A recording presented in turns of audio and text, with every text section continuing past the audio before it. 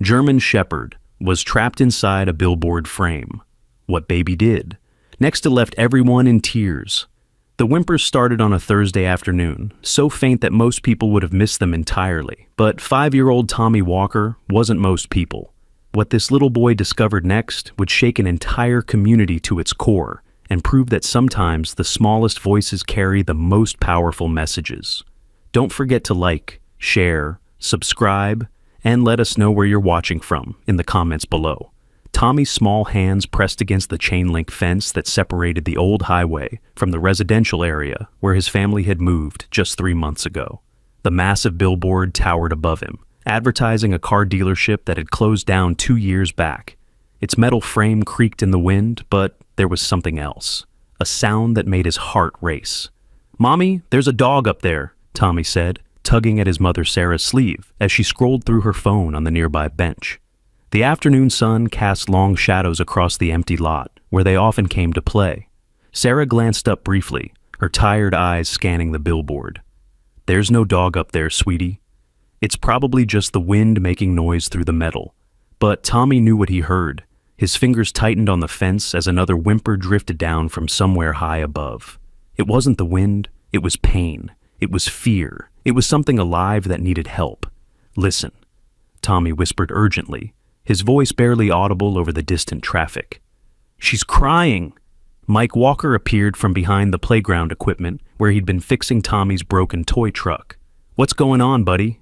He knelt beside his son, following the boy's gaze up to the billboard that stood 30 feet above them. "Daddy, there's a dog trapped up there. I can hear her." Mike exchanged a look with Sarah, that look parents give each other when their child's imagination runs wild. "Tommy, that billboard's been empty for years. There's nothing up there but rust and old metal." The whimpering came again, so soft it could have been anything. A creaking joint, a whistling gap in the structure, but Tommy's eyes filled with tears.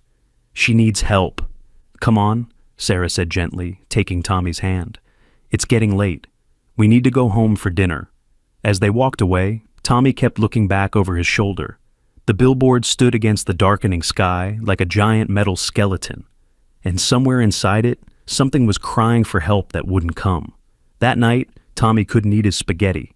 He pushed the noodles around his plate, creating patterns that meant nothing, while his mind stayed fixed on those sounds. His parents talked about work, about bills, about the neighbor's new fence, normal things, safe things, things that didn't involve mysterious crying from abandoned billboards. "Tommy, you need to eat," Sarah said, noticing his untouched plate. "I'm not hungry." Mike reached over and ruffled his son's dark hair. "Still thinking about that billboard?" Tommy nodded, his small shoulders slumped. "What if she's scared? What if she's hungry?" "There's no dog, sweetheart," Sarah said softly. "Sometimes our ears play tricks on us. Remember when you thought there was a monster in the closet, but it was just the water heater making noise? This was different." Tommy knew the difference between imagination and reality. He'd always known things other people didn't seem to notice, like when Mrs. Peterson's cat was sick before anyone else realized, or when the bird had built its nest in the garage before his parents found it. Animals talked to him in ways that didn't need words. "Can we go back tomorrow?" Tommy asked. "Just to check?" Mike sighed. "We'll see, buddy. Now finish your dinner." But Tommy couldn't stop thinking about those whimpers. They followed him into his dreams that night.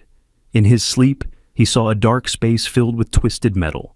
He saw brown and black fur pressed against rusted beams. He saw eyes that had given up hope. The next morning, Tommy woke before his parents. He dressed himself quietly, something he rarely did without help, and slipped out the back door while the house was still dark. The billboard was only 3 blocks away. He could make it there and back before anyone noticed. The empty lot looked different in the early morning light. Shadows stretched long and strange across the cracked asphalt. The billboard loomed larger somehow, its frame casting geometric patterns on the ground below. Tommy approached slowly, his heart pounding in his small chest. "Hello?" he called up to the structure. "Are you still there?" Silence. Then, so faint he almost missed it, a whine. Not just any whine. A desperate, exhausted sound that made his stomach hurt. Tommy walked around the billboard's base, looking for a way up. The maintenance ladder was padlocked, a heavy chain wrapped around the lower rungs to keep people from climbing. But Tommy was small. He could fit through spaces adults couldn't. He found a gap in the fence, barely wide enough for his thin body to squeeze through. On the other side, closer to the billboard's support beams, he could see better. The structure was hollow, with a complex framework of metal bars and platforms inside. And there, through a small opening about 25 feet up, he saw movement. A face. A German shepherd's face, pressing against a gap barely large enough for its nose to fit through. "I see you!" Tommy called out, his voice cracking with excitement and fear. "I see you! Don't worry, I'll get help." The dog's eyes met his for just a moment, brown eyes filled with a pain that Tommy felt in his bones. Then the face disappeared back into the darkness of the billboard's interior. Tommy ran, his small legs pumped as fast as they could carry him back home. He burst through the door to find his parents in the kitchen, coffee cups frozen halfway to their lips. "There is a dog!" Tommy shouted, tears streaming down his face. "I saw her! She's stuck inside the billboard. She looked at me." Sarah set down her cup and knelt beside her son. "Tommy, honey, you can't just run off like that." "We were worried. But the dog?" "We'll go look," Mike said, grabbing his jacket. "All of us, together, but no more running off alone, understood?" Tommy nodded frantically, already pulling his father toward the door. When they reached the billboard, the morning sun was higher, casting different shadows. Mike walked around the structure while Sarah held Tommy's hand. They stood there for 10 minutes, 15, 20. No sounds came from above. "See, buddy?" Mike said gently. "There's nothing." A bark, clear and desperate. It echoed through the metal frame like a bell. Mike's eyes widened. Sarah's hand tightened on Tommy's. They all looked up at the billboard, seeing it differently now. Not just an abandoned structure, but a prison. "Oh my God," Sarah whispered. "There really is something up there." Mike was already pulling out his phone. "I'm calling the fire department." But Tommy knew, with a certainty that sat heavy in his chest, that this was just the beginning. Getting adults to believe him was only the first step. Getting them to act would be much harder. The fire truck arrived 45 minutes later. 2 firefighters got out, looking more annoyed than concerned. Tommy recognized one of them from school career day. Captain Reynolds, a tall man with gray temples who had shown them how to stop, drop, and roll. "So there's a dog in the billboard?" Captain Reynolds asked, skepticism clear in his voice. "We heard it," Mike insisted. "All 3 of us." The firefighters walked around the structure, looking up at the metal framework. One of them tried calling out, but no response came. They waited. 5 minutes. 10. "Look," Captain Reynolds said finally, "even if there is an animal up there, we can't just bring a ladder truck out for what might be a stray cat or a bird. These old billboards are structurally unsound. It would be a safety risk for my team." "But she's trapped," Tommy said, his small voice cutting through the adult conversation. "She can't get out by herself." The captain looked down at Tommy with what was supposed to be a kind smile, but felt like dismissal. Sometimes animals find their way into places and find their way out. Nature has a way of sorting itself out. "That's not nature," Tommy said, his voice stronger now. "That's giving up." Sarah pulled Tommy against her side. "Thank you for coming," she said to the firefighters, though her voice was tight with frustration. After they left, the Walker family stood in the empty lot, looking up at the billboard that had become the center of their world. "What do we do now?" Sarah asked. Mike ran his hand through his hair. "I don't know. Maybe they're right. Maybe whatever's up there will find its way out." But Tommy shook his head. He'd seen those eyes. That wasn't an animal that could save itself. That was an animal that had already tried everything and failed. "I need paper," Tommy said suddenly. "What?" Sarah asked. "Paper and crayons. I'm going to draw her so everyone can see." That afternoon, while his parents made phone calls to Animal Control, the city council, and anyone else they could think of, Tommy sat at the kitchen table and drew. He drew the billboard from memory, marking exactly where he'd seen the dog's face. He drew the German shepherd as he'd seen her, thin and desperate behind the metal bars. He drew himself standing below, looking up. When he finished, he had a stack of pictures. "Can we make copies?" he asked his mother. Sarah looked at the drawings. They were crude, as any 5-year-old's art would be, but there was something in them that made her throat tight, the fear in the dog's eyes, the smallness of the boy below, the hugeness of the distance between them. "What are you going to do with copies?" she asked. "Show everyone," Tommy said simply. "Someone has to help." That evening, Tommy's grandmother Rose came for dinner. She was a small woman with silver hair and hands that always smelled like lavender. She listened as Tommy told the whole story, not interrupting once, not sharing those adult looks that meant they didn't really believe. When he finished, she said, "Show me." Tommy led her to the window where, if you looked just right, you could see the top of the billboard over the neighbor's roof. "She's up there, Grandma, and she's running out of time." Rose studied her grandson's face. She'd raised 3 children and had 6 grandchildren, but Tommy had always been different. He noticed things, felt things. When her old dog Max had been sick, Tommy had known before the vet did. He'd sat with Max for hours, just holding his paw, like he could hear something the rest of them couldn't. "Then we better get her down," Rose said. Tommy's face lit up. "You believe me?" "I believe you hear something up there that needs help," Rose said carefully. "And I believe that ignoring cries for help is how we lose the best parts of ourselves." The next day was Saturday. Tommy woke to find his grandmother in the kitchen with a stack of his drawings and a determined look on her face.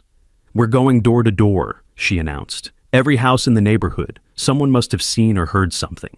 Sarah looked uncertain. "Mom, I don't know if we don't try, we'll never forgive ourselves," Rose said firmly. "Tommy's right. That's not nature up there. That's a life that needs saving." So they went. Tommy, Rose, and reluctantly, Sarah. They knocked on every door, showed every drawing, told the story over and over.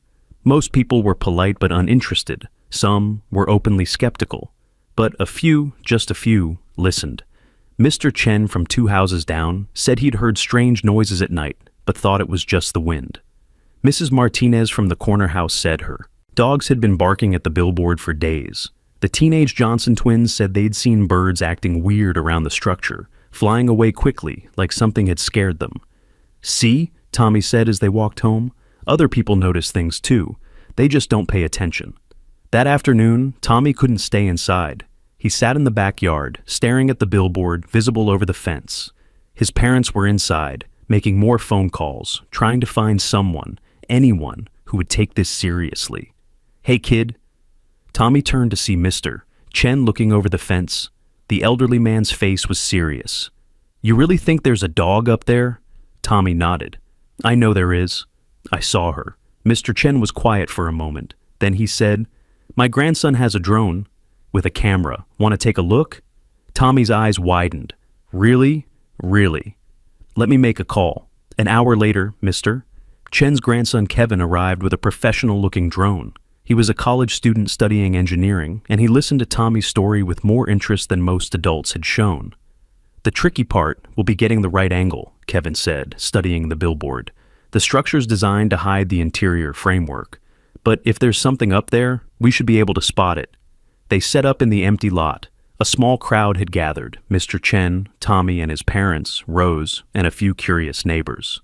Kevin launched the drone, its buzzing filling the air as it rose toward the billboard. "Going up the east side first," Kevin narrated, watching his phone screen where the drone's camera feed appeared. "I see a lot of rust, some old bird nests." "Wait." The drone hovered, its camera focusing on something. "There's definitely an opening here. Looks like part of the metal sheeting came loose. It's big enough for... yeah, a dog could have gotten through there." "Can you see inside?" Mike asked, leaning over to look at the screen.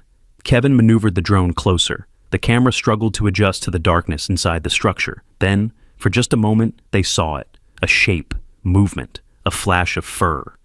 "Oh my God!" Sarah gasped. "There is something in there." Kevin tried to get a better angle, but the drone's battery warning started beeping. "I need to bring it down, but we've got proof. There's definitely an animal trapped in that billboard." Tommy felt a mix of relief and fear. Relief that finally, adults could see what he'd known all along. Fear, because now that everyone knew, they had to figure out how to help, and the dog had already been up there for who knows how long. "We need to call the fire department again," Mike said, already pulling out his phone. "With this footage, they'll have to do something." But Tommy wasn't listening. He was staring up at the billboard, at the gap the drone had found. It was on the side facing away from the road, hidden from casual view. That's why no one had noticed. The dog must have been exploring, maybe chasing something and fallen through. And now she was trapped in a metal maze 30 feet above the ground. How long can a dog survive without water? Tommy asked suddenly. The adults fell silent. It was the question no one wanted to answer. A few days, Rose said quietly. Maybe a week if there's been rain collecting somewhere in the structure. Tommy thought about the last rain. It had been 5 days ago. Just a brief shower, not enough to create puddles that would last. We need to hurry, he said. Captain Reynolds arrived an hour later, looking less skeptical after Mike had emailed him the drone footage. He studied the video on his tablet, zooming in on the dark shape inside the billboard. It's definitely a large dog, he admitted. But this complicates things.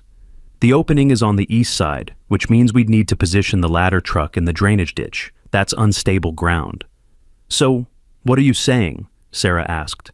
I'm saying we need special equipment and a team trained in technical rescue. This isn't a simple ladder operation. I can put in a request, but it could take days to get approval and coordinate the resources. Days? Tommy's voice cracked. She doesn't have days. The captain's expression softened slightly. I understand you're worried, son, but we have to do this safely. If someone gets hurt trying to rescue a dog, that's a liability issue that... It's not about liability, Rose interrupted, her voice sharp. It's about doing what's right. Ma'am, I sympathize, but no, Rose said firmly. You don't. If that was a person up there, you'd find a way. But because it's just a dog, you're willing to let her die while you fill out paperwork. The captain's face reddened. That's not fair. We have protocols. Protocols, Rose repeated. Tell me, Captain, what protocol covers explaining to a 5-year-old boy that we let an innocent animal die because we were too worried about liability to try?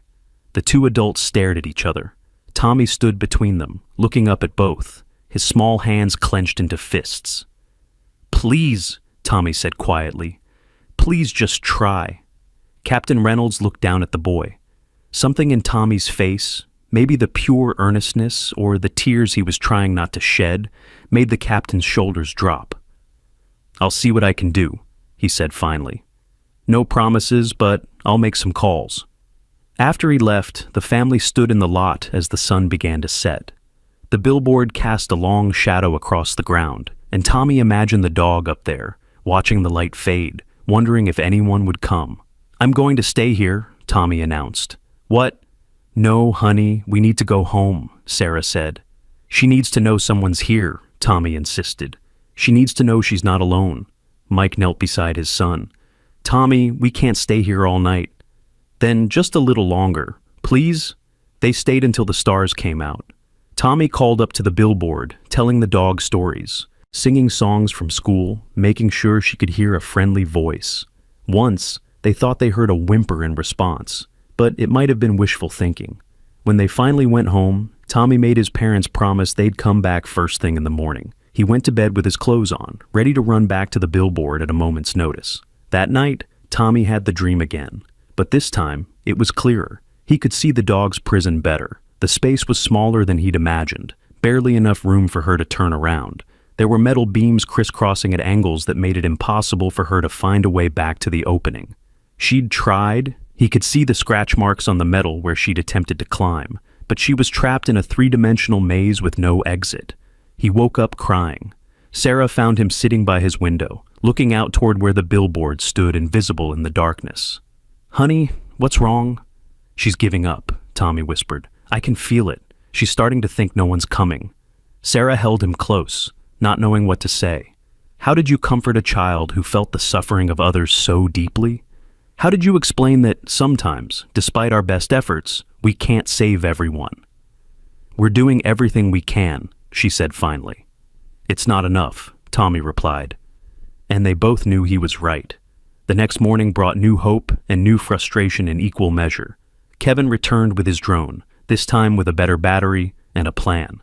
He'd studied the billboard structure online, finding old blueprints from when it was constructed. Look, he showed them on his laptop. The interior has 3 levels of support beams. If the dog fell through here, he pointed to the opening they'd found. She could have landed on this platform, but to get back up, she'd have to navigate through this section, which is probably blocked by crossbeams. So she's stuck in the middle, Mike said. Exactly. And the only way to reach her might be through the maintenance hatch on the north side, but that's welded shut, has been for years according to the city records. Tommy studied the blueprint, his finger tracing the path from the opening to where the dog might be. What if someone small went through the same hole she did? No, Sarah said immediately. Absolutely not. You are not going up there. But I could fit. Tommy, no. It's too dangerous. Tommy fell silent, but his mind was working. He thought about the construction workers he'd seen near the highway. He thought about his teacher, Miss Emma. He thought about everyone who might be able to help if they just understood how urgent this was. I want to make posters, he said suddenly. Posters? Mike asked. To put up everywhere. Maybe someone will see them who knows how to help. It seemed like a small thing, but it was something. So they spent the morning making posters. Tommy drew picture after picture of the German Shepherd, adding words in his shaky kindergarten handwriting. Help! Dog trapped in Billboard.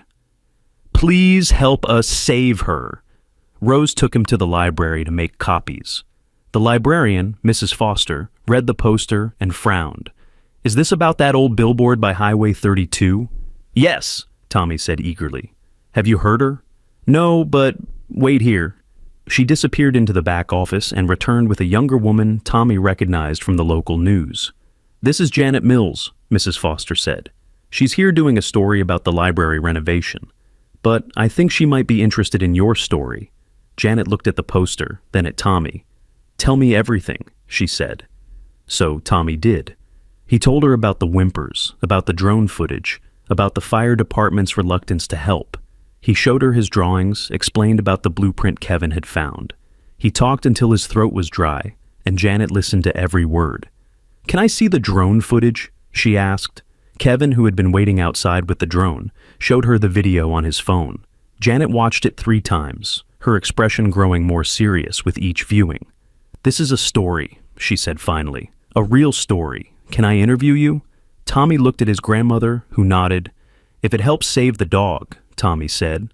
Janet worked fast. Within an hour, she had her camera operator at the billboard. She interviewed Tommy first, letting him tell the story in his own words. Then she talked to Mike and Sarah, to Kevin with his drone, to Captain Reynolds, who had returned to explain the logistical challenges. When will this air? Rose asked. Tonight, Janet said. 6 o'clock news. Maybe if enough people see it, someone will step forward to help.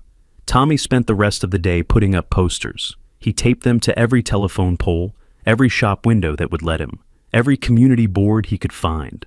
His hands were covered in tape residue and paper cuts, but he didn't stop. At one point, he was putting up a poster near the grocery store when an older man stopped to read it. That your dog? The man asked. No, Tommy said. But she needs help anyway. The man studied Tommy for a moment. You know, most kids wouldn't care about a strange dog. Most kids don't hear her crying, Tommy replied. The man was quiet for a moment. Then he said, I've got a construction company. Small operation, but we've got equipment. Let me look into this. He took one of Tommy's posters and walked away before Tommy could even get his name. By 5:30, the Walker family was gathered around the television. Tommy sat on the floor, as close to the screen as his parents would allow. The news started with the usual stories, politics, weather, a robbery downtown. Then Janet's face appeared. Tonight, a 5-year-old boy's determination to save a trapped dog has revealed troubling questions about our city's emergency response protocols. Tommy Walker says he's been hearing cries for help from inside an abandoned billboard for 3 days. Now, drone footage confirms his claims, but bureaucratic red tape may mean it's too late for rescue. The segment showed Tommy at the billboard, his small figure dwarfed by the massive structure. It showed the drone footage, enhanced to clearly show the shape of the dog inside. It showed Captain Reynolds explaining the challenges, but his words sounded hollow compared to the image of Tommy's tearful face. The question tonight, Janet said, looking directly into the camera, is whether our community will step up where official channels have failed. Because according to veterinary experts, a dog trapped without water has perhaps days, maybe hours, before it's too late. The segment ended with a close-up of one of Tommy's hand-drawn posters, his childish writing spelling out, "Please help us save her." The phone started ringing immediately. First, it was neighbors who had seen the news, then strangers from across town. Someone from the mayor's office called, promising to look into it. An animal rescue organization volunteered their services. A rock climbing club offered their equipment and expertise. But the call that mattered most came just after 8 o'clock. "Is this the family with the boy trying to save the dog?" The voice was gruff, unfamiliar. Mike answered cautiously. "Yes, this is Mike Walker." "Marcus Hayes. I'm a veterinarian, but I also do specialized animal rescue. I saw the news. I can be there first thing in the morning with my team." "Really?" Mike's voice cracked with relief. "You can get her out?" "I've done trickier rescues, but we'll need to move fast. From what I saw in that footage, that dog doesn't have much time left." Tommy, who had been listening on speakerphone, suddenly spoke up. "Her name is Luna." There was a pause. "How do you know that, son?" Tommy couldn't explain how he knew. He just did. The same way he knew she was female, that she was someone's pet and not a stray, that she was gentle and scared and losing hope. "I just know," he said simply. "Luna it is then, Doctor," Hayes said. "We'll get Luna out. I promise." That night, Tommy couldn't sleep. He stood at his window, looking out at the darkness where he knew the billboard stood. His parents had wanted him to rest, to save his energy for tomorrow, but how could he sleep knowing Luna was up there, alone and afraid? "Tomorrow," he whispered to the darkness. "Just hold on until tomorrow." The morning came gray and drizzly, the kind of weather that made everything feel urgent. Tommy was dressed and ready before his parents woke up, sitting by the door with his jacket on, waiting. Dr. Marcus Hayes arrived at 7 sharp in a van loaded with equipment. He was a tall black man with kind eyes and hands that looked like they'd seen their share of difficult rescues. With him was a team of 3, a young woman named Amy, who specialized in small space rescue, a man named Carlos, who was a certified climber, and another veterinarian, named Dr. Patel, who would handle medical care. "You must be Tommy, Doctor," Hayes said, kneeling to shake Tommy's hand. "I hear you're the one who wouldn't give up on Luna." Tommy nodded solemnly. "She's been up there too long. Then we'd better get to work." The team moved with practiced efficiency. They set up a base of operations in the empty lot, laying out ropes, harnesses, medical supplies, and cutting tools. A crowd had already gathered, word having spread through the neighborhood that today was rescue day. Captain Reynolds was there too, having brought the fire department's ladder truck, despite not having official approval. "I'll deal with the paperwork later," he said when Mike thanked him. That news segment made it clear what the community expects from us. Dr. Hayes studied the billboard structure with binoculars, comparing what he saw to the blueprints Kevin had provided. "The welded maintenance hatch is our best bet," he decided. "Carlos, can you get up there and cut through?" While Carlos prepared his climbing equipment, Doctor, Hayes approached Tommy. "I want you to do something for me," he said. "I want you to keep talking to Luna. Let her know we're coming. Can you do that?"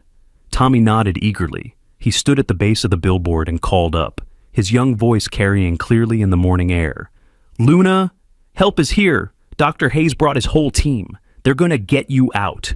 From somewhere in the structure came a sound, weak, barely audible, but unmistakably a bark. "She heard me," Tommy exclaimed. "Keep talking, Doctor," Hayes encouraged. "She needs to know she's not alone."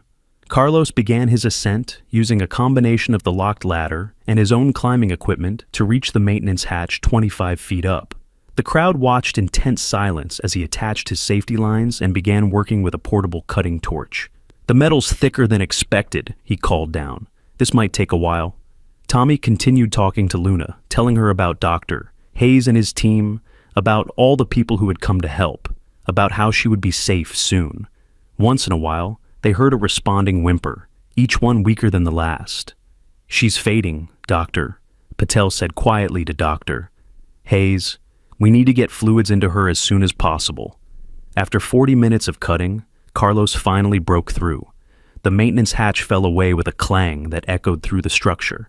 He shined a powerful flashlight inside. "I can see her!" he shouted. "But she's wedged between 2 beams. She can't move." Dr. Hayes' expression grew grim. "How wedged?" "Tight. Really tight. She must have fallen and gotten stuck trying to climb back up. I don't think I can reach her from here," the crowd murmured anxiously. They'd come so far, gotten so close. It couldn't end like this. "What about from the original opening?" Amy suggested. "The one she fell through?" "It's on the opposite side and higher up," Carlos said. "But even if we could reach it, we'd need someone small enough to fit through and navigate the interior structure." All eyes turned to Tommy. "No," Sarah said immediately. "Absolutely not." "Mom," Tommy said quietly, "I have to. You're 5 years old. And I'm the only one small enough." Dr. Hayes intervened carefully. "Mrs. Walker, I understand your concern, but with proper safety equipment and guidance, it might be our only option. We'd have Tommy in a full harness, attached to safety lines at all times. Amy would be right behind him as far as she can fit, and we'd be monitoring every second." Mike looked torn. "The liability?" "I'll take full responsibility," Dr. Hayes said, "in writing, if necessary. But that dog is dying, and your son has a connection with her that might make the difference between her panicking and cooperating." Tommy stood up straighter. "I'm not scared," he said, though his voice trembled slightly. "Luna needs me." Sarah knelt beside her son, tears in her eyes. "Are you sure?" Tommy nodded. "I promised her. In my dreams, I promised I'd save her." The preparation took another 30 minutes. Tommy was fitted with a child-size harness that Amy had brought just in case.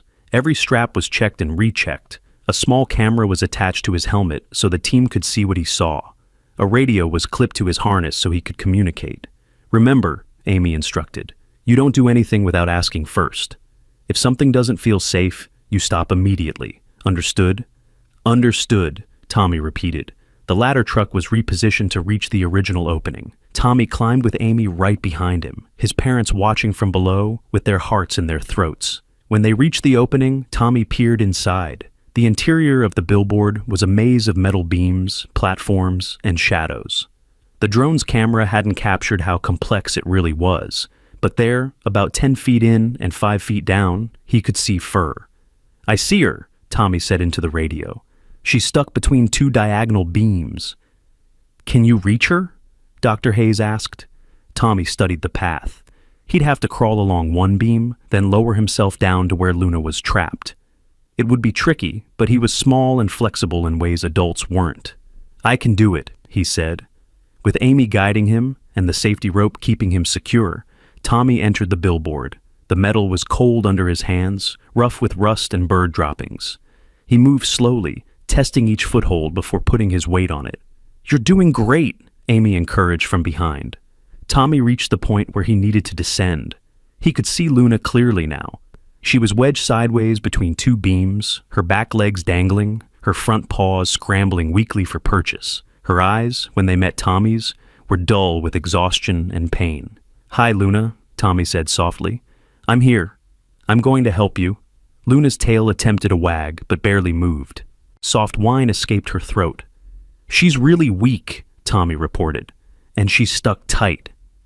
"Can you see what's holding her?" Dr. Hayes asked. Tommy lowered himself carefully, getting a better angle.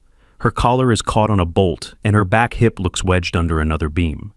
"We need to free the collar first," Dr. Hayes instructed. "Can you reach it?" Tommy stretched, his small fingers just able to touch Luna's neck.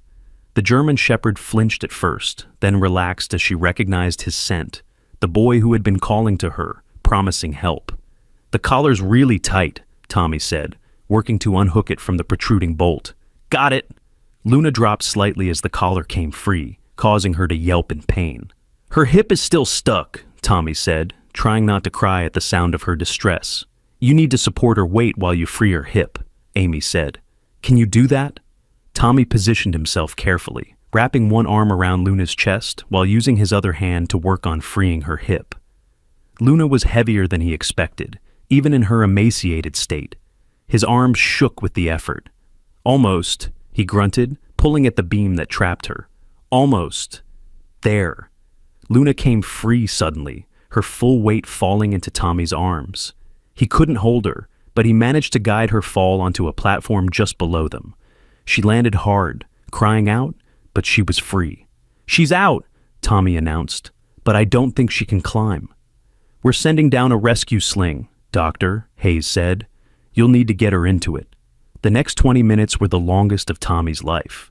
Luna was barely conscious, unable to help, as Tommy struggled to get her into the sling. She was bigger than him, heavier, and every movement seemed to cause her pain. But Tommy talked to her constantly, his voice soothing, promising her it would be over soon. Finally, Luna was secured in the sling. "She's ready," Tommy said, exhausted. "We're pulling her up, Doctor," Hayes said. "You follow with Amy?" Tommy watched as Luna was slowly raised through the structure, guided by Carlos, who had positioned himself at the maintenance hatch. When she finally emerged into daylight, a cheer went up from the crowd below. Tommy's own exit was anticlimactic in comparison. He climbed out with Amy's help, his legs shaking from exhaustion and adrenaline. When he reached the ground, his parents engulfed him in a hug that squeezed all the air from his lungs. But Tommy's attention was on Luna. Dr. Hayes and Dr. Patel were working on her, checking vital signs, inserting an IV for fluids. She was skeletal, her fur matted and filthy, her eyes closed. "Is she going to be okay?" Tommy asked, pulling away from his parents. Dr. Hayes looked up. "She's severely dehydrated and malnourished. There's some injury to her hip that will need treatment, but she's alive, and that's more than I expected. You saved her life, Tommy." Tommy knelt beside Luna, his small hand resting on her head. "You're safe now," he whispered. "I kept my promise." Luna's eyes opened slightly, focusing on Tommy's face. Her tail moved, just barely, but it moved. The crowd that had gathered began to disperse, but not before many of them stopped to shake Tommy's hand or pat his shoulder. Captain Reynolds approached the family, his expression humble. "I owe you an apology," he said. "All of you, but especially you, Tommy. You were right, and I should have listened sooner." Tommy looked up at him. "You helped in the end. That's what matters." As Dr. Hayes prepared to transport Luna to his veterinary clinic, a car pulled up to the lot. A man got out, mid-40s, wearing military fatigues, moving with a slight limp. His eyes were scanning the crowd frantically until they landed on the stretcher where Luna lay. "Luna!" he called out, his voice breaking. "Luna girl, is that you?" The German shepherd's ears perked up at the voice. A whine escaped her throat as she tried to lift her head. The man rushed forward, falling to his knees beside the stretcher. "Oh God, Luna! I've been looking for you for 2 weeks. I thought I'd lost you forever." "You're her owner?" Dr. Hayes asked. The man nodded, tears streaming down his face. "James Carter. She's my service dog. I'm a veteran. I have PTSD. And Luna's been with me through everything. She got spooked by fireworks 2 weeks ago and ran. I've been searching everywhere." He looked up at the crowd, his eyes finding Tommy. "You found her? You saved her?" Tommy nodded, suddenly shy. James struggled to his feet and approached Tommy, his hand extended. "Thank you," he said simply, but the words carried the weight of everything: gratitude, relief, a promise of debt that could never be repaid. "She was calling for help," Tommy said. "I just listened." James Carter's hands trembled as he stroked Luna's matted fur, his fingers gentle despite their shaking. The German shepherd's breathing was shallow but steady, each breath a small miracle after what she'd endured. Dr. Hayes continued working, adjusting the IV line while monitoring Luna's vital signs. "She's stable enough for transport, Doctor," Hayes announced, "but she needs intensive care immediately." James looked up, his eyes red-rimmed. "Whatever it costs, I'll find a way. She's all I have." "The community has been donating," Rose said, stepping forward. "We've raised enough to cover her care." James's composure finally cracked completely. He sobbed, not the quiet tears from before, but deep body-shaking sobs that spoke of 2 weeks of fear and guilt and desperate searching. Tommy moved closer, his small hand reaching out to touch the veteran's arm. "She knew you'd find her," Tommy said quietly. "She never stopped believing." James looked at the boy through his tears. "How do you know that?" Tommy glanced at Luna, then back at James. "She told me. Not with words, but she showed me pictures. You in a small apartment. You reading books with her beside you. You walking together by the river." She held on to those memories. James's breath caught. Those were their daily routines, their private moments that no one else would know. "You can really understand her?" "Sometimes," Tommy said, "when it's important." Dr. Hayes and his team carefully loaded Luna into the veterinary van. James climbed in beside her, refusing to leave her side. "Can the boy come?" he asked. "To the clinic?" I think Luna would want him there." Sarah and Mike exchanged glances. They had already been through so much, but seeing the hope in both James's and Tommy's eyes made the decision clear. "We'll follow in our car," Mike said. The drive to Dr. Hayes' clinic took 20 minutes, but it felt like hours. Tommy sat in the back seat, unusually quiet, his eyes distant like he was listening to something only he could hear. Sarah kept turning to check on him, worried about the emotional toll the morning had taken. "She's scared," Tommy said suddenly, "but not of dying. She's scared of leaving James alone." "She's not going to die," Sarah said firmly, though she wasn't sure if she was reassuring Tommy or herself. The clinic was a modern facility on the outskirts of town, specializing in emergency and exotic animal care. Dr. Hayes and his team moved with practiced efficiency, transferring Luna to an examination room, while James paced the waiting area like a caged animal himself. "I need to tell you something," James said suddenly, addressing the walkers. "About Luna. About why she's so special." He sat down heavily, his hands clasped tightly together. 3 years ago, I came back from Afghanistan, my third tour. I'd lost 2 guys from my unit in an IED explosion. I was in a bad place. Couldn't sleep. Couldn't go out in public without panicking. I was planning to end things. Sarah reached over, placing her hand on his arm. James continued, his voice rough. "The VA got me into a program, service dogs for veterans with PTSD. Luna was just a puppy then, but something about her was different. She could sense my anxiety attacks before they happened. She'd press against me, ground me, remind me I was safe. She saved my life, not once, but every single day for 3 years." Tommy was listening intently. "That's why she held on so long in the Billboard. She knew you needed her." James nodded, wiping his eyes. "The fireworks on the 4th. Some kids were setting them off in the park. I had a flashback, and I guess my fear transferred to her. She bolted before I could grab her leash. I've been searching ever since. I put up posters, called every shelter, walked every street. I even hired a pet detective. No one had seen her. She was trying to come home," Tommy said with that strange certainty he'd shown throughout the ordeal.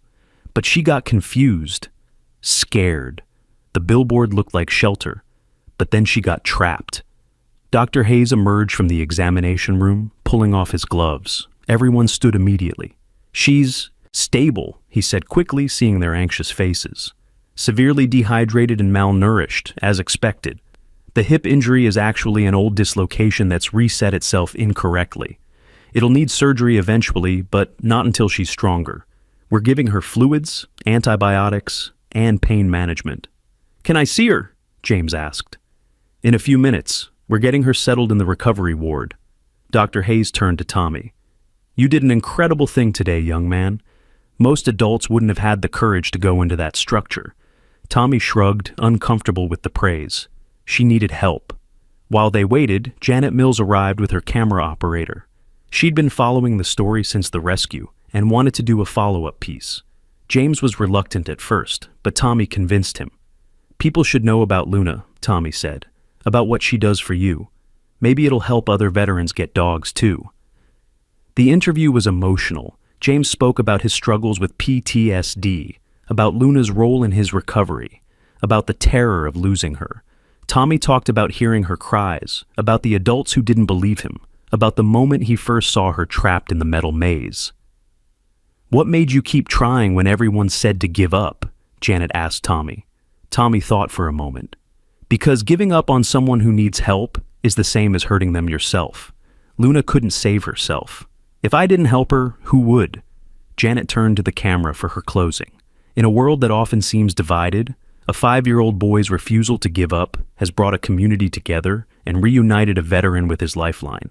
Sometimes the smallest voices carry the most important messages, if only we're willing to listen. After the news crew left, Dr. Hayes finally allowed them to see Luna. She was in a quiet recovery room, lying on a heated bed with multiple IV lines providing fluids and nutrients. Her eyes were closed, but her breathing was steadier than before. James sat beside her, his hand gently stroking her head. "Hey girl," he whispered, "I'm here." "I'm not going anywhere." Luna's eyes fluttered open at his voice. Her tail attempted a weak wag, and a soft whine escaped her throat.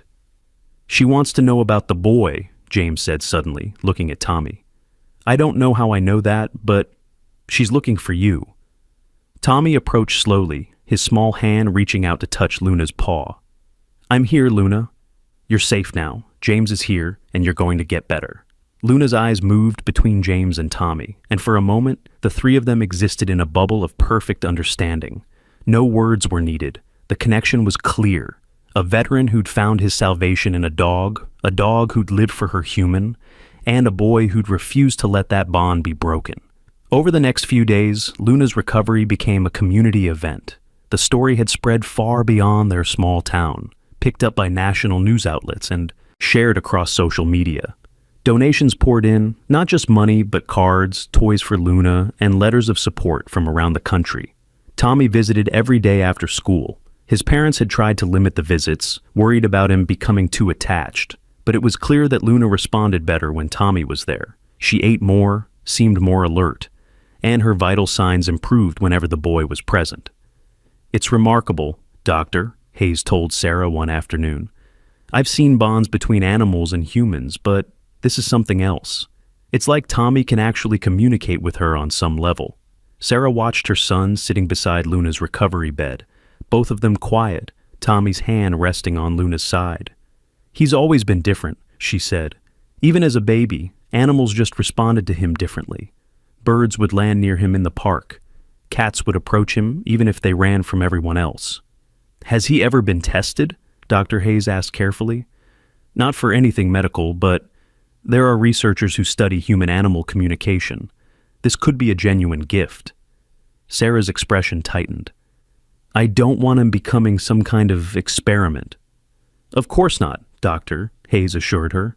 "I'm just saying, what Tommy has is special. It saved Luna's life." 3 days into Luna's recovery, a new crisis emerged. Despite the medical care, Luna wasn't improving as quickly as expected. She'd eat when Tommy was there, but refused food otherwise. Her depression was affecting her physical recovery. "She's giving up, Doctor," Patel explained to James during an evening visit. "It happens sometimes with traumatized animals. The physical treatment isn't enough if the will to live isn't there." James was devastated. "What can we do?" "Keep visiting. Keep talking to her." "But," Dr. Patel hesitated, "you might want to prepare yourself for the possibility that she won't recover." That night, Tommy had a vivid dream.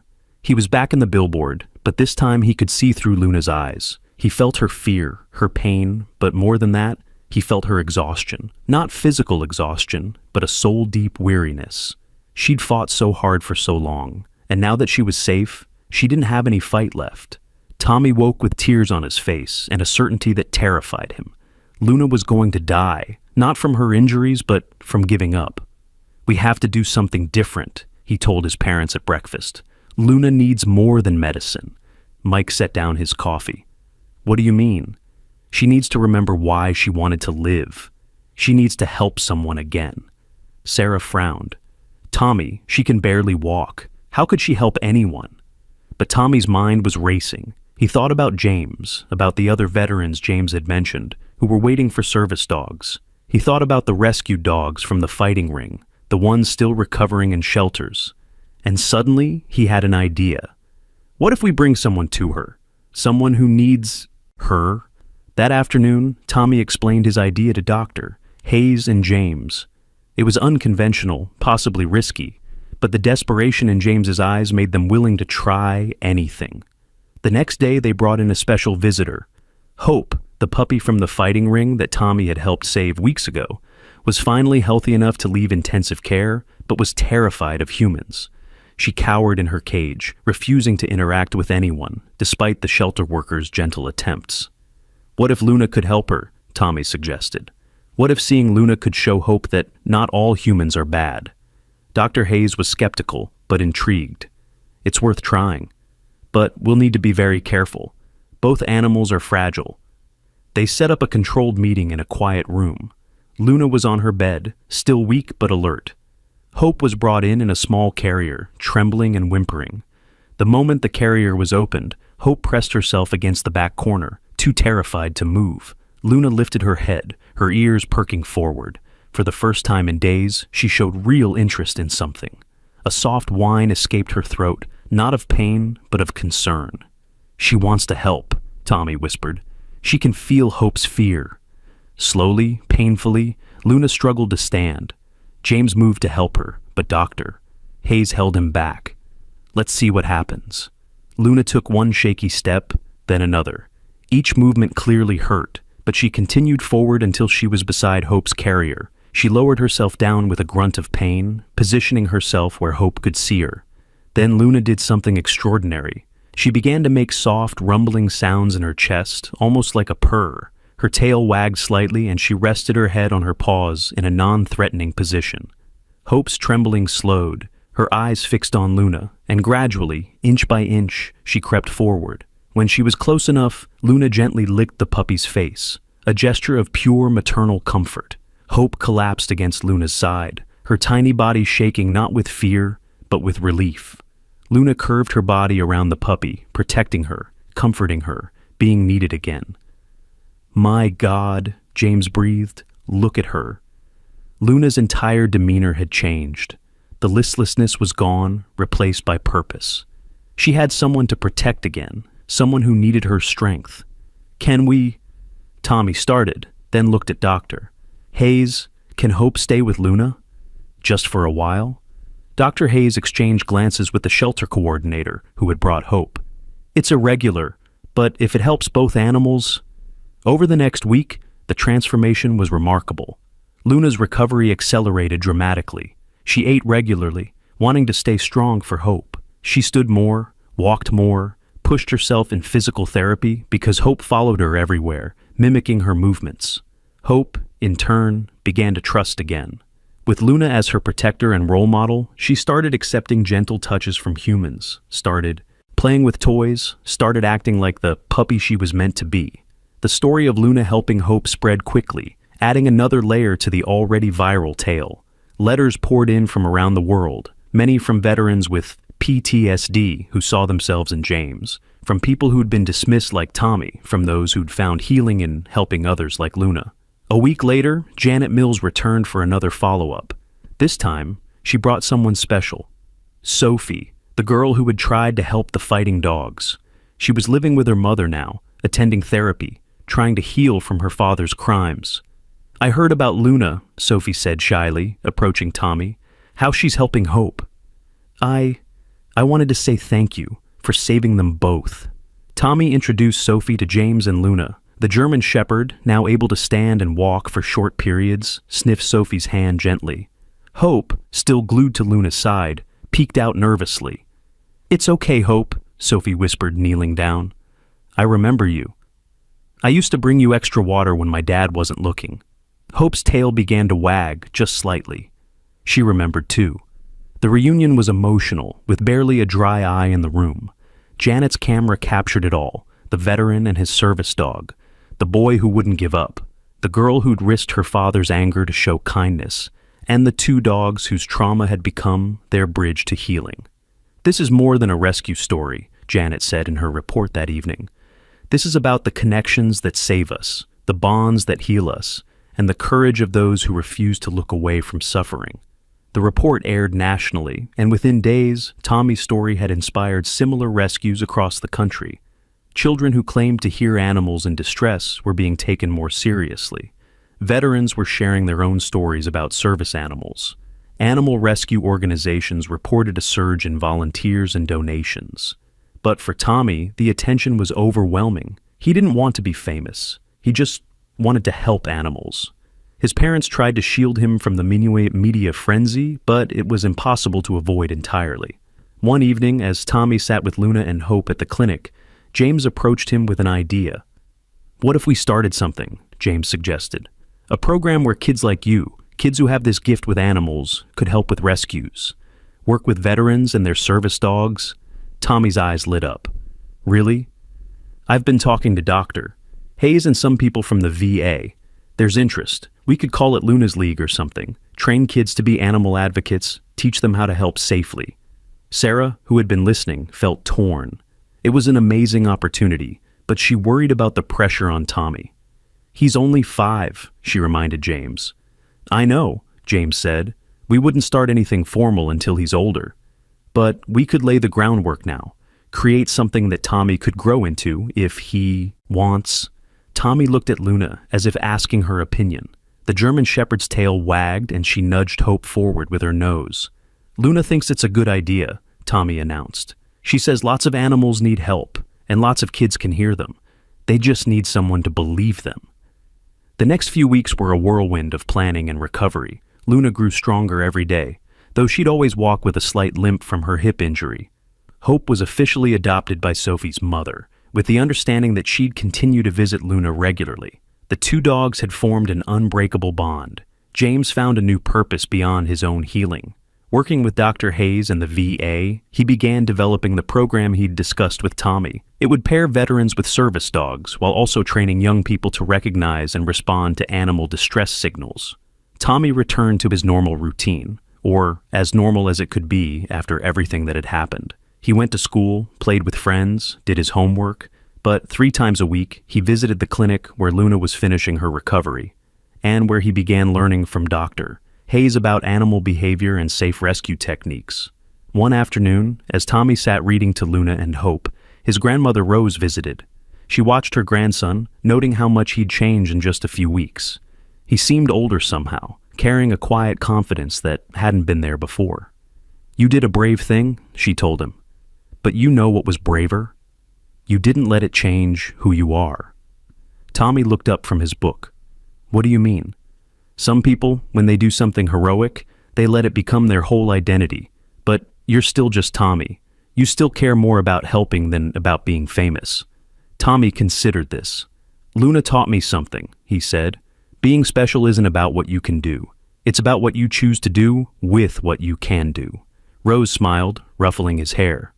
"That's very wise for a 5-year-old. 5 3/4, Tommy corrected with a grin. The day Luna was officially released from the clinic was celebrated like a holiday.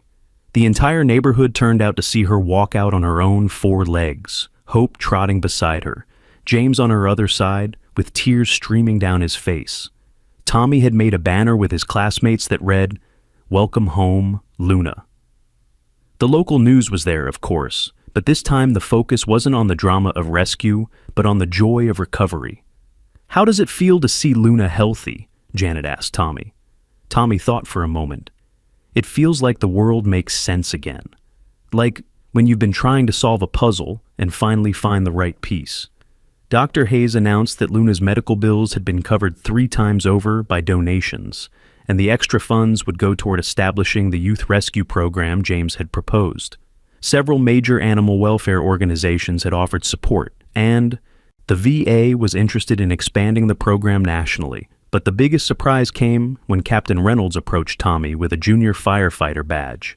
"For exceptional bravery and service to the community," he said formally, then knelt down to Tommy's level. "And for teaching an old firefighter that sometimes the rules need to bend when lives are at stake." Tommy accepted the badge solemnly, then asked, "Does this mean you'll listen next time a kid says there's an animal in trouble?" Reynolds laughed. "Yes, Tommy. It definitely means that." As the celebration continued around them, Tommy found a quiet moment with Luna. The German Shepherd was lying in the shade, Hope curled against her side, both dogs content and safe. Tommy sat beside them, his hand resting on Luna's head. "Thank you," he whispered. Luna looked at him with those intelligent brown eyes, and Tommy understood what she was saying without words. "Thank you for not giving up." 6 months passed. Luna fully recovered, though she'd always have a slight limp that James called her badge of honor. She returned to her work as a service dog, helping James navigate his PTSD with renewed purpose. Hope grew into a confident young dog under Sophie's loving care, her traumatic past fading like a bad dream. The Youth Animal Rescue Program, officially named Luna's Voice, launched with Tommy as its youngest founding member. The program trained children to recognize signs of animal distress and taught them safe ways to advocate for animals in need, More importantly, it created a network where children's observations about animals were taken seriously. Tommy continued to visit Luna regularly. Their bond had evolved from rescuer and rescued to something deeper, a friendship that transcended species. James often said that Luna was never quite the same after her ordeal, but not in a bad way. She was more empathetic, more attuned to suffering in others, quicker to offer comfort. She learned it from Tommy, James would say, that sometimes the smallest acts of kindness can save a life. The billboard where Luna had been trapped was eventually torn down, deemed a safety hazard. But before it was demolished, the city installed a small plaque at the site. It read, "On this spot, a 5-year-old boy's refusal to give up saved a life and inspired a community. Let it remind us to listen to those whose voices are often dismissed." Tommy was there for the plaque dedication, standing between his parents with Luna and James beside them. When asked to speak, Tommy kept it simple. "Luna taught me that being trapped isn't always about walls or cages. Sometimes we're trapped by other people not believing us, or by thinking we're too small to make a difference. But if we keep trying, keep believing in each other, we can break free from anything." The crowd applauded, but Tommy was already kneeling beside Luna, whispering something only she could hear. Whatever he said made her tail wag and her eyes bright, with what looked remarkably like joy. A year after the rescue, Janet Mills produced a documentary about the entire event. It included footage from the rescue, interviews with everyone involved, and follow-ups on all the dogs saved from the fighting ring. But the most powerful moment was simple. Tommy and Luna sitting together in James's backyard, the boy reading a book while the dog dozed in the sun, Hope playing nearby. "What's the most important thing you learned from all this?" Janet asked Tommy off camera. Tommy, now 6.5, thought carefully before answering. That everyone has a voice. Dogs, kids, people who are hurting. Sometimes those voices are really quiet, and the world is really loud. But if we learn to listen, really listen, we can hear them. And once we hear them, we have to help. That's what makes us human. The documentary won several awards and was used in schools to teach empathy and persistence. But for Tommy, the real reward was simpler. It was the way Luna's tail wagged when she saw him. It was James's steady improvement with Luna by his side. It was hope playing without fear. It was knowing that somewhere out there, another child might speak up about an animal in distress and be believed. The storm that had been forecast during Luna's ordeal finally came 3 days after her rescue. Tommy had watched it from his window, thinking about what would have happened if they'd waited, if they'd followed protocol, if they'd dismissed his concerns as childhood imagination. Luna would have died, alone and afraid, in that metal prison. But she didn't. She survived because a 5-year-old boy heard her cries and refused to stop until someone listened. She survived because a community came together. She survived because sometimes the smallest voices carry the most important messages. 2 years passed. Tommy, now 7, had become something of a local legend, though he wore the attention uncomfortably. Luna's voice had expanded to 3 neighboring states, with over 200 children trained in animal advocacy and safe intervention. The program had been credited with saving dozens of animals and had connected numerous veterans with service dogs. But Tommy's gift, his ability to understand animals in ways others couldn't, remained largely a mystery. Researchers had studied him, with his parents' careful permission, but found no scientific explanation. Tommy himself couldn't explain it fully. "It's like when you hear someone crying in another room," he tried to explain to one researcher. "You don't hear the words, but you know they're sad. With animals, I just know more." Some people called him a pet psychic, which Tommy hated. Others said he was just exceptionally observant and empathetic. Tommy didn't care what they called it. He only cared that it helped animals. One spring afternoon, Tommy was at the park with his family when a woman approached them hesitantly. She was holding a missing dog flyer, her eyes red from crying. "Excuse me," she said. "Are you Tommy? The boy who saved Luna?" Tommy nodded, already knowing what was coming. It happened regularly now, people seeking his help, finding lost pets, or understanding troubled animals. "My dog Buster has been missing for 3 days, the woman said, showing him the flyer. "I know it's a lot to ask, but could you help?" Tommy studied the picture of Buster, a golden retriever with a graying muzzle. He closed his eyes, not really sure what he was doing, but knowing it sometimes helped. An image flashed in his mind, a storm drain, the sound of running water, fear and confusion. "Check the storm drains on Maple Street," Tommy said, "near the big oak tree." "He's stuck but not hurt." The woman's eyes widened. "How could you possibly—" "Just check," Sarah said gently, having learned to trust her son's instincts. What could it hurt? 2 hours later, the woman called. Buster had been found exactly where Tommy described, trapped in a storm drain after chasing a squirrel. He was scared and hungry, but unharmed. Word of Tommy's latest miracle spread, as it always did. But Tommy was troubled. Lately, the feelings he got from animals had been getting stronger, more complex. It wasn't just distress he sensed now, but full emotions, memories, sometimes even thoughts that felt almost like words. Luna noticed his distress during their next visit. She was fully recovered now, strong and healthy, though she still carried the mental scars of her ordeal. She pressed her head against Tommy's leg, offering comfort. "It's getting stronger," Tommy told her, knowing she'd understand. "The thing that lets me hear you. Sometimes it's so loud I can't turn it off." Luna made a soft sound in her throat, and Tommy understood. It was a gift, but gifts could be burdens too. The important thing was how you carried them. That night, Tommy had a dream unlike any before. He wasn't seeing through Luna's eyes or feeling another animal's distress. Instead, he was standing in a vast space filled with threads of light, each one connecting to a different animal consciousness. He could feel them all, every pet in the neighborhood, the wild birds in the trees, the mice in the walls. It was overwhelming and beautiful and terrifying all at once. When he woke, he found his parents sitting on his bed, concern written on their faces. "You were crying in your sleep," Sarah said. "Talking to someone." Tommy rubbed his eyes. "Not someone. Everyone. Every animal. I could feel them all." Mike and Sarah exchanged worried glances. They'd been supportive of Tommy's gift, but this seemed different, more intense. "Maybe we should talk to someone," Mike suggested. "A specialist who understands these things." But Tommy shook his head. "Luna understands. I need to talk to Luna." The next day, they brought Tommy to see Luna and James. The moment Tommy entered the house, Luna was at his side, sensing his distress. They sat together on the floor while James made tea for Tommy's parents. "It's changing," Tommy told Luna. "The way I hear animals. It's getting bigger, louder. Sometimes I can even feel what the birds are thinking when they fly over."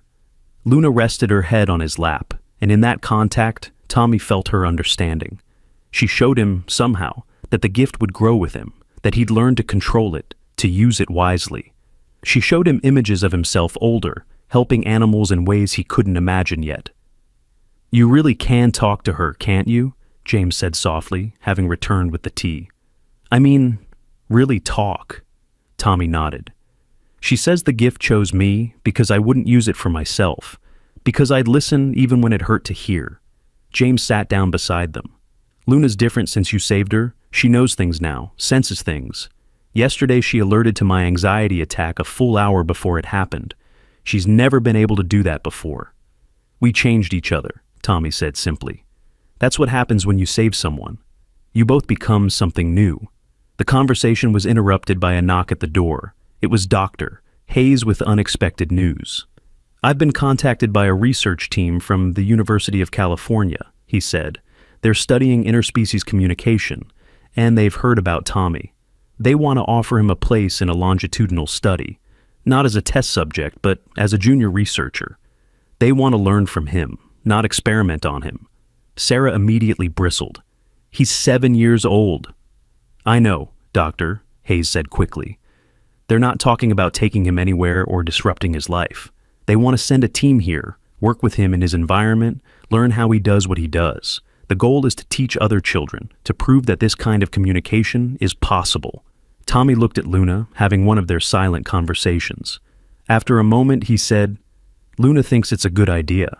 She says more people need to learn to listen." The decision was ultimately left to Tommy and his parents, but it would be weeks before they decided. For now, Tommy was content to sit with Luna, feeling the steady beat of her heart, the calm strength she radiated. 3 years had passed since that first morning, when Tommy heard whimpers from the billboard. He was 8 now, taller and more serious than most children his age. Luna's voice had become a national program, and Tommy had testified before Congress about the importance of taking children's observations about animals seriously. The research team from UC had spent 6 months studying Tommy's abilities, and while they couldn't fully explain them, they documented enough to prove that some humans did indeed have heightened sensitivity to animal communication. Their research had led to new protocols in animal rescue operations, and had changed how many veterinarians approached frightened or traumatized animals. But the biggest change was in Tommy himself, the boy who had once simply heard. Animal distress could now sense complex emotions and even basic thoughts from creatures around him. It was overwhelming at times, but Luna had taught him how to shield himself, how to choose when to listen and when to rest. One autumn evening, Tommy sat in his backyard, Luna beside him. She was showing her age now, moving a bit slower, her muzzle more gray than brown. But her eyes remained bright and intelligent, and her bond with Tommy had only deepened. "She doesn't have much longer," Tommy said quietly to his parents, who were sitting on the porch. "Maybe a year. Her heart is getting tired." Sarah's eyes filled with tears. "How do you know?" "She told me. Not in words, but she's preparing me. She wants to make sure I'm ready." It was a conversation no 8-year-old should have to have, but Tommy had long since stopped being a typical child. His gift had aged him in some ways, made him wise beyond his years.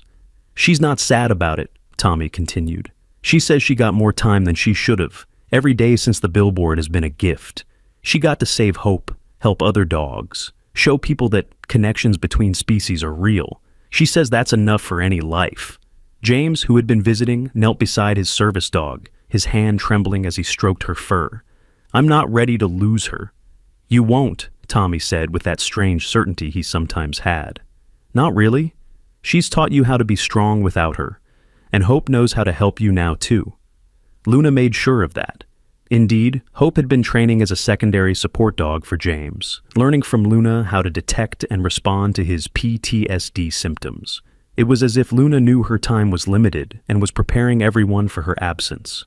"She wants to do one more thing," Tommy said suddenly. "One more rescue.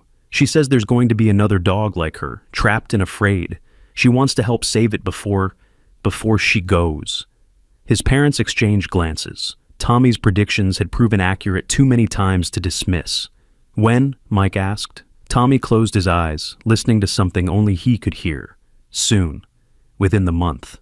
She'll know when it's time." 3 weeks later, the call came. A dog had fallen into an abandoned well on the outskirts of town. The opening had been covered with rotting wood that gave way when the dog, a young German Shepherd mix, had walked across it. The well was 30 feet deep with water at the bottom. The dog had been treading water for hours. When Tommy heard about it, he looked at Luna. She was already standing, despite the arthritis that made movement painful. Her eyes were bright with purpose. "This is it," Tommy said. "This is her last rescue." The scene at the well was chaotic. Fire department, animal control, and a growing crowd of onlookers. The rescue team was preparing to lower someone down, but the well was narrow and partially collapsed. It would be dangerous. Luna approached the well with Tommy beside her. She barked once, sharp and commanding, then lay down at the edge and began making the same rumbling, comforting sounds she'd made for Hope years ago. From below came an answering whine.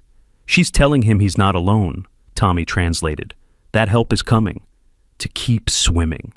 For 2 hours, Luna stayed at the edge of that well, occasionally barking encouragement while the rescue team worked. Tommy could feel her exhaustion, the strain on her heart, but she refused to move. When they finally pulled the young dog up, scared, exhausted, but alive, Luna was there to greet him. She licked his face, letting him know he was safe, showing him that humans could be trusted. The rescued dog, later named Wells by his adoptive family, would go on to become a therapy dog, visiting hospitals and nursing homes. He'd been saved by Luna's last act of service. That night, Luna was more tired than usual. She lay in her bed at James's house, breathing heavily but contentedly. Tommy sat with her, his hand on her side, feeling her life force flickering like a candle in the wind. "Thank you," he whispered, "for everything. For teaching me how to listen. For showing me that being different is a gift. For proving that love doesn't need words." Luna's tail wagged weakly. Through their connection, she showed Tommy images. Him growing up, helping countless animals, teaching others to listen. She showed him James, strong and stable, helping other veterans. She showed him hope, confident and happy. She showed him all the lives that had been touched because one 5-year-old boy had refused to give up on a dog trapped in a billboard. "You changed the world," Tommy told her, "just by being you." Luna passed peacefully 2 days later, surrounded by everyone who loved her. James held her head, Tommy kept his hand on her heart, and hope lay pressed against her side. She went quietly with the dignity and grace that had defined her life. The funeral was attended by hundreds, veterans with their service dogs, children from Luna's voice, families whose pets had been saved by the program Luna inspired. The mayor declared it a day of remembrance, and flags flew at half-mast. Tommy spoke at the service, his young voice carrying across the crowd. "Luna taught us that heroes don't always wear capes or carry weapons. Sometimes heroes have 4 legs and fur. Sometimes they are trapped in billboards, waiting for someone to hear their cry. Luna saved my life as much as I saved hers, because she taught me that the smallest voice can make the biggest difference if it refuses to be silenced. She showed us that connections between species aren't just possible, they're essential. They remind us of our humanity, our capacity for empathy, our responsibility to protect those who can't protect themselves." Luna's body is gone, but her voice lives on. Every time a child speaks up for an animal in distress and is believed, that's Luna's voice. Every time someone chooses compassion over convenience, that's Luna's legacy. Every time we remember that being different isn't a weakness, but a strength, that's Luna's gift to us. As Tommy finished speaking, a murmuration of starlings passed overhead, their movements forming patterns that looked almost like words in the sky. Tommy smiled, knowing it was Luna's final message. Keep listening. 5 years after Luna's passing, Tommy, now 13, stood before a congressional committee advocating for the Animal Communication and Welfare Act, legislation inspired by Luna's story. He was taller now, his voice deeper, but his gift remained strong. "Senators," he began, "5 years ago, I was just a kid who heard a dog crying in a billboard. Today, I'm here representing thousands of children across the country who have similar abilities to sense animal distress. We're not asking you to believe in magic. We're asking you to believe in the documented cases where listening to children has saved animal lives." The legislation passed unanimously. Luna's Voice had become an international organization, operating in 12 countries. The program had saved over 1,000 animals and had connected hundreds of veterans with service dogs. More importantly, it had changed how society viewed the connection between humans and animals.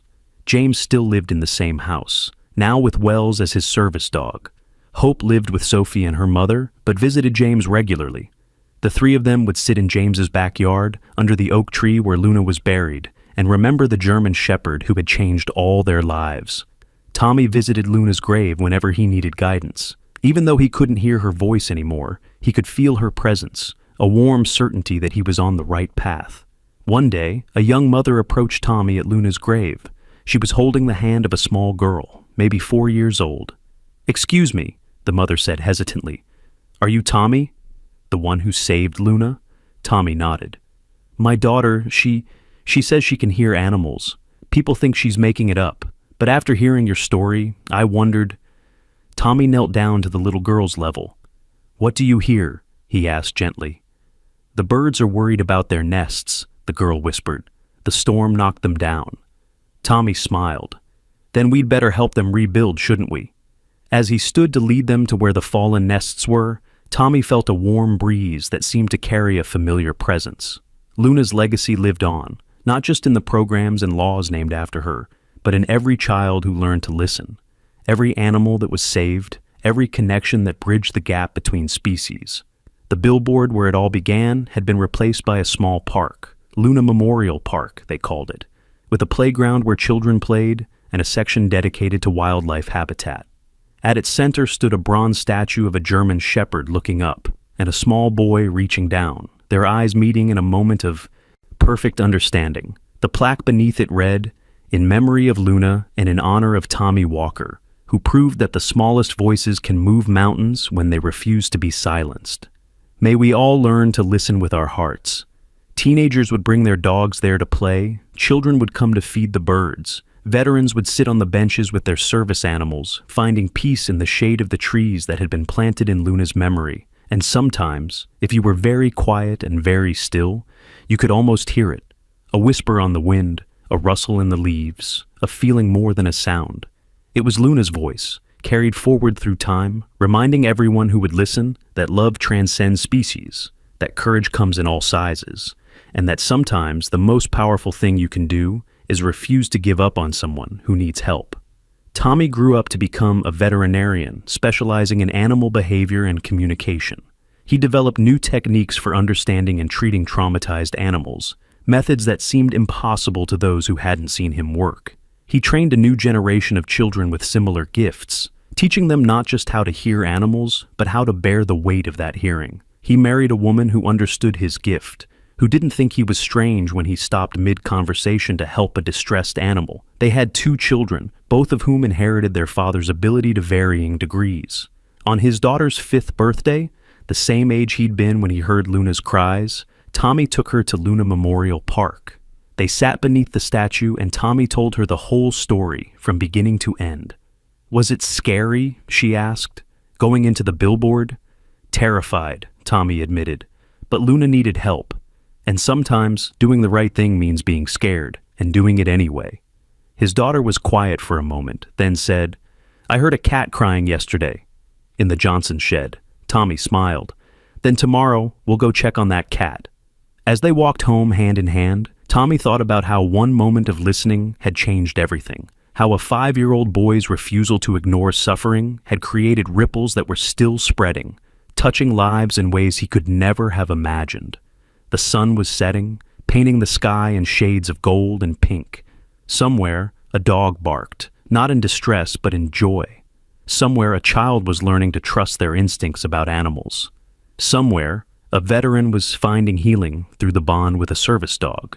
And in that small park where a billboard once stood, Luna's statue caught the last rays of sunlight, seeming almost to glow. A reminder to everyone who passed that miracles don't always come from above. Sometimes they come from listening to what others ignore, from believing what others dismiss, from refusing to give up when everyone tells you to let go. Tommy's son, the younger of his 2 children, had an even stronger gift than his father. By age 3, he could not only sense animal emotions, but could project calm and comfort to frightened creatures. Tommy watched him grow, with a mixture of pride and concern, knowing the burden such a gift could be. "Will it get stronger?" his wife asked one evening as they watched their son calm an injured hawk that had crashed into their window. "Probably," Tommy said. "Mine did, but he'll have something I didn't. Understanding parents and a community that believes him." The Hawk Recovery Center that took the injured bird was run by a graduate of Luna's Voice, someone who'd been inspired by Tommy's story as a child. It was connections like these, threads woven through time, that showed Luna's true legacy. 20 years after the Billboard rescue, a documentary filmmaker named Marcus, the same Marcus who'd been a college student named Kevin and had flown the drone that first spotted Luna, decided to create a retrospective on the impact of that single event. He interviewed Tommy, now in his 30s, at Luna Memorial Park. Looking back, Marcus asked, "What do you think would have happened if you hadn't heard Luna that day?" Tommy was quiet for a long moment. Luna would have died, obviously. James might not have made it without her. Hope would never have learned to trust. Sophie might have carried guilt about those dogs forever. The thousands of animals saved through Luna's Voice wouldn't have been rescued. The veterans who found healing through service dogs might still be struggling. The children whose gifts were dismissed might have learned to ignore them. He paused, looking at the statue. But more than that, we would have lost the proof that compassion matters. That one person, even a small child, can make a difference if they refuse to accept that suffering is inevitable. The documentary included interviews with dozens of people whose lives had been touched by Luna's story. There was the girl whose ability to sense animal distress had led to the discovery of a puppy mill, the veteran who credited his service dog, trained through a Luna's Voice program, with saving him from suicide, the researcher who'd used Tommy's techniques to revolutionize zoo animal welfare. But perhaps the most powerful interview was with James. Now in his 60s, still living with service dogs descended from Hope's line, he spoke about transformation. "PTSD had me trapped just like Luna was trapped in that billboard," he said. I could see the world outside, but I couldn't reach it. Luna broke through my walls just like Tommy broke through hers. She didn't just save my life, she gave me a reason to live it. The documentary ended with footage from a recent Luna's Voice graduation ceremony. Hundreds of children, aged 5 to 18, stood with their certificates, having completed training in animal advocacy and rescue. Behind them stood their mentors, veterinarians, rescue workers, and graduates from previous years. Tommy gave the keynote speech. 20 years ago, I was just a kid who heard something others couldn't. Today, you're all those kids. You are the ones who will hear the cries others miss, see the suffering others overlook, and act when others turn away. Luna taught me that being different isn't something to hide. It's something to honor. Your sensitivity to animals, your ability to understand their needs, these aren't weaknesses. They're superpowers. But like all powers, they come with responsibility. Use your gifts wisely. Listen with compassion. Act with courage. And never ever let anyone convince you that you're too small, too young, or too different to make a difference. Because somewhere out there, right now, an animal is waiting for someone to hear them. Somewhere, a creature is trapped, maybe physically like Luna was, maybe emotionally like Hope was, maybe spiritually like James was. And you might be the only one who can hear their call. So listen, believe what you hear, and no matter how many people tell you it's impossible, no matter how many obstacles stand in your way, do not give up. Because giving up on someone who needs help is giving up on the best part of ourselves. As the children cheered and their families applauded, a murmuration of birds passed overhead, their movement forming patterns against the sky. Tommy smiled, remembering another murmuration, years ago, at Luna's funeral. The birds, he knew, were celebrating too. Celebrating the network of young listeners spreading across the world, the growing understanding between species, the gradual recognition that animals were not just resources or pets, but beings with their own voices, their own stories, their own need to be heard. Later that evening, Tommy returned home to find his daughter training their new puppy, a German Shepherd mix they'd named Echo. She was using techniques Tommy had taught her, methods passed down from Luna through years of practice and refinement. She's smart, his daughter said. She already knows 3 commands. Luna was smart too, Tommy said, sitting beside them. But what made her special wasn't her intelligence. It was her heart. She never gave up on anyone, even when giving up would have been easier. Like you didn't give up on her? We didn't give up on each other, Tommy corrected. That's how the best rescues work. Both sides save each other. As night fell and the family settled in for evening, Tommy stood at his window, looking out toward where the billboard had once stood. The park was peaceful in the twilight, the statue barely visible in the growing darkness. He thought about all the animals still out there, trapped in various ways. The work was far from over. It would never truly be over, as long as humans and animals shared the world. But now there was an army of listeners, a generation raised on Luna's story, ready to hear and respond. His phone buzzed with a message from the Luna's Voice emergency network. A dog had been heard, barking from inside an abandoned building 3 states away. Local authorities were skeptical, but a Luna's Voice volunteer, a 10-year-old girl, insisted the barking was real. Tommy smiled. The cycle continued. Another child refusing to be dismissed. Another animal waiting for rescue. Another chance to prove that compassion and persistence could overcome any obstacle. He texted back quickly, connecting the volunteer with local resources, offering guidance based on 2 decades of experience. Within hours, the dog would be found and rescued. Another life saved because someone listened and someone else believed. As Tommy prepared for bed, his son called out from his room. "Dad, there's an owl outside my window. She's hurt." Tommy and his wife exchanged glances, proud, resigned, and amused all at once. "I'll get the rescue kit," Tommy said. "I'll call the wildlife center," his wife added. This was their life now, a life of constant awareness, of responding to calls for help that others couldn't hear. It wasn't always easy. The gift could be overwhelming, heartbreaking, exhausting. But it was also profound, connecting them to the world in ways most people never experienced.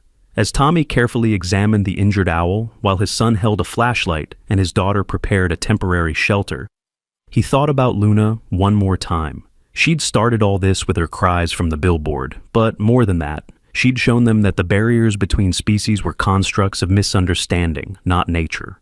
The owl, despite its injury, remained calm under Tommy's gentle hands. His son was humming softly, a sound Tommy recognized as the same soothing tone Luna used to make.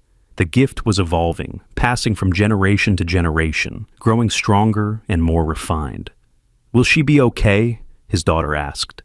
"With proper care, yes," Tommy said. "But she'll need time to heal."